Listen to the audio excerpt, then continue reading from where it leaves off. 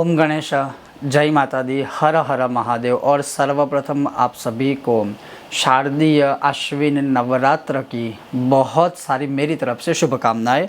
और जैसे अभी शुरुआत होने वाली है नवरात्रि की, तो घट स्थापना का सही मुहूर्त क्या रहेगा और इस बार नवरात्रि की विशेषता क्या है, नवरात्रि के विषय में कब से आरंभ होगी और कब पूर्ण होगी, इसके अलावा भी बाकी श्रृंखलाओं में आने वाले समय में वीडियो अपलोड करता जाऊंगा। लेकिन बहुत लोगों ने कहा है कि गुरुजी नवरात्रि से पहले ही आप अधिकतर वीडियो बनाएं ताकि उन लोगों को भी सब प्रिपरेशन करने में समझ आए। तो सर्वप्रथम जो शुरुआती होता है घट स्थापना के विषय से, तो घट स्थापना का मुहूर्त क्या रहेगा, इस नवरात्रि में कब से शुरू होगी और कब से पूर्ण होगी, आज इस विषय और वीडियो में मैं आपको बताऊंगा। अगर आपको यह विषय वीडियो आदि पसंद आए, लाइक करें, शेयर करें, चैनल पर नए हो तो सब्सक्राइब अवश्य कीजिएगा। तो चलिए शुरू करते हैं।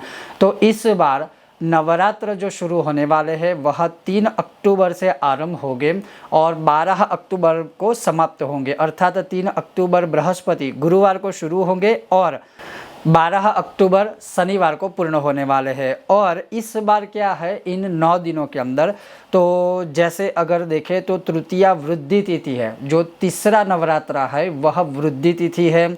उसके अलावा जैसे देखा जा सकता है हमारे पंचांगों के अंदर कि दुर्गाष्टमी और महानवमी दोनों एक ही दिन है। अर्थात तिथियों में जो है कई तिथि आधे दिन से शुरू हो रही है, इसलिए कई तिथि आधे दिन को पूर्ण हो रही है, इसलिए कोई तिथि वृद्धि है, अर्थात एक तिथि है ही नहीं। लेकिन इन सारे कन्फ्यूजन को दूर करके हमें एक एक दिन के अनुसार, अर्थात नवरात्रि के जो 9 दिन है उसको ही आचरित करने हैं। तो इन शॉर्ट में अगर कहें तो नवरात्र इस बार 3 तारीख गुरुवार से आरंभ होंगे, 12 तारीख शनिवार को नवरात्र पूर्ण होने वाले हैं। अब घट स्थापना का जो मुहूर्त रहेगा वो कौन सा होगा, तो सर्वप्रथम हर एक देश के अनुसार समय जोन, टाइम जोन अलग होता है, तो उस प्रकार से आप थोड़ा आचरित कीजिएगा। और अगर बात करें हमारे देश की, तो इस बार इस नवरात्र में घट स्थापन का जो सर्वप्रथम मुहूर्त है वह प्रातःकाल 6:15 से आरंभ करके 7:24 तक रहेगा। मैं पुनः कहता हूँ, इस बार घट स्थापना का जो मुहूर्त है वह प्रातःकाल 6:15 से आरंभ करके 7:24 तक रहेगा। और करीब करीब देखा जाए तो 1 घंटा और 8 मिनट की अवधि होगी घट स्थापना की। दूसरे मुहूर्त की बात करें तो जैसे अभिजीत मुहूर्त, हर एक टाइम जोन के अनुसार अभिजीत मुहूर्त अलग अलग होता है, लेकिन अधिकतर जगहों पे देखें तो अभिजीत मुहूर्त जो है कुछ जगहों पर 12:15 से लेकर 12:45 बजे तक है और अधिकतर 12:37 से लेकर 1:37 तक जो मध्याह्न काल होता है वह होता है। और अगर उसमें भी आप चाहे कि प्रातःकाल आपसे घट स्थापन नहीं हुआ है, दीपस्थापन नहीं हुआ है, तो आप इस दूसरा जो मुहूर्त आपको बताया अभिजीत मुहूर्त, उसमें भी आप घट स्थापना आदि माता रानी के सामने कर सकते हो। घट स्थापना कैसी करनी चाहिए तो उसका वीडियो मैंने पहले बनाया है, उसकी लिंक मैं नीचे दे रहा हूं। और अगर संभव होगा, समय वगैरह रहेगा, तो मैं इस बार भी प्रयत्न करूंगा कि आपके सामने घट स्थापना की संपूर्ण विधि प्रस्तुत करूं। अन्यथा जो पहले वीडियो बनाया है उसमें भी संपूर्ण विधि है, आप उसको भी आचरण करके घट स्थापना इस नवरात्र में शुरू कर सकते हैं। तो इस बार नवरात्रि माता रानी की उपासना, शारदीय शरद ऋतु की नवरात्रि में अवश्य माँ जगदम्बा को प्रसन्न करना चाहिए और घट स्थापना आदि करनी चाहिए। दीपस्थापन अर्थात जो अखंड दिया रखते हैं उसके विषय में भी अगला वीडियो आएगा, लेकिन घट स्थापना के विषय में कुछ प्रश्न जो है उसका भी मैं उत्तर दे देता हूँ। जैसे कुछ लोगों ने प्रश्न किया है कि गुरुजी, एक बार अगर हम नवरात्रों में घट स्थापन करते हैं तो क्या हमें प्रतिवर्ष करना पड़ेगा या करना चाहिए, क्योंकि हमारे परिवार में या हमें कुछ लोग कहते हैं कि अगर 1 साल किया तो हर साल करना पड़ेगा। ऐसा बिल्कुल भी नहीं है। क्यों नहीं है? अगर आपने कोई मन्नत रखी है कि अगर मेरा ये कार्य होगा माता रानी के सामने तो मैं 5 वर्षों तक नवरात्रि अनुष्ठान करूंगा या करूंगी, घट स्थापन करूंगा या करूंगी, तो आपको 5 वर्ष के लिए करना पड़ेगा, क्योंकि आपने संकल्प लिया था, आपने मन्नत रखी थी, आपने बाधा रखी थी। तो अगर वह पूर्ण हो जाती है तो फिर वह एक संकल्प ही हो गया। तो संकल्प किया है, संकल्प लिया है तो हमें कंपल्सरी करना पड़ेगा। लेकिन कोई संकल्प, कोई बाधा नहीं ली है तो हम खुशी से चाहे 1 बार करें, 2 वर्ष करें, तीसरे वर्ष करें या आजीवन तक भी, या जब तक हम स्वस्थ हैं तब तक भी चाहे तो घट स्थापना आदि कर सकते हैं। ऐसी कोई भी रूढ़ी, प्रथा, रीति रिवाज, कुरिवाज ऐसा कुछ नहीं है।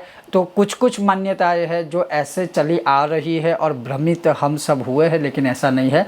खुशी से तो हम भक्ति कर सकते हैं ना, क्योंकि घट स्थापन भी माता रानी की भक्ति के स्वरूप में है। और ये जो चीज़ें होती है कि किसी के माइंड में ये डाल देना कि अभी आपने एक बार किया तो अभी तो आपको हर एक वर्ष करना पड़ेगा, ऐसा कुछ भी नहीं है। आप प्यार से, प्रेम से, स्नेह से घट स्थापन कर सकते हो। दूसरा प्रश्न ये भी है कि अगर नवरात्रि के बीच में ही लड़कियों को, बहनों को अगर मासिक धर्म आ जाए तो क्या करें। तो इतने में मैं सिर्फ ये कहूँगा कि अगर आपको पता है कि नवरात्रि के दौरान मासिक धर्म आने वाला है, डेट आने वाली है, तो आप जितने दिन तक नेचुरली नॉर्मल है तब तक आप माता रानी की उपासना कीजिए, घट स्थापन मत कीजिए। अखंड दिया भी मैं कहूँगा कि मत रखिए, नॉर्मल ही, जैसे मानिए सुबह से लेकर शाम या रात तक दिया चले ऐसे आप चलने दीजिए। जो भी अनुष्ठान आदि करते हैं नॉर्मली एक दिन का वैसे ही कीजिए, लेकिन कृपया करके ऐसी गलती अनजाने में भी मत कीजिए, क्योंकि नवरात्र में दीपस्थापन, घट स्थापन या जो हम जवारा भी उगाते हैं, ये सारी जो चीज़ें होती है और उसमें अगर ऐसी कोई अपवित्रता हो जाती है तो वो काफ़ी ही दोष लायक होती है। तो ऐसा कुछ मत कीजिए, आप भक्ति कीजिए, अनुष्ठान कीजिए ताकि कोई दिक्कत ना हो। हाँ, एक प्रश्न और है कि किसी ने पूछा है कि गुरुजी मानो कि नवरात्रि शुरू हुई और तीसरे या चौथे दिन ही मासिक धर्म पूर्ण हो गया, नवरात्रि से पहले शुरू होकर फिर 2-3-4 दिन में पूर्ण हो गया, तो बाकी के जो दिन बचते हैं क्या उसमें हम अखंड दिया रख सकते हैं? जी हाँ, बिल्कुल अखंड दिया आप रख सकते हो। घट स्थापन नहीं कर सकते हो, अनुष्ठान कर सकते हो, माता रानी की पूजा पाठ, भक्ति आदि अवश्य आप कर सकते हो। और एक महत्वपूर्ण प्रश्न है कि जब मासिक धर्म चल रहा हो तो क्या हम गरबा, डांडिया खेलने जा सकते हैं? तो ये प्रश्न भी बहुत ही महत्वपूर्ण है। तो मैं यही कहूँगा, कृपया करके मत जाइएगा, क्योंकि अनजाने में ही या जानबूझकर आप तो वह दोष पाप के भागी बन ही रहे हैं। वहाँ भी जाने के बाद जहाँ भी स्पर्शास्पर्श होगा या बहुत सारी चीज़ें, तो वहाँ पर भी यह महापाप आपके द्वारा दूसरों को भी किया या करवाया जाएगा।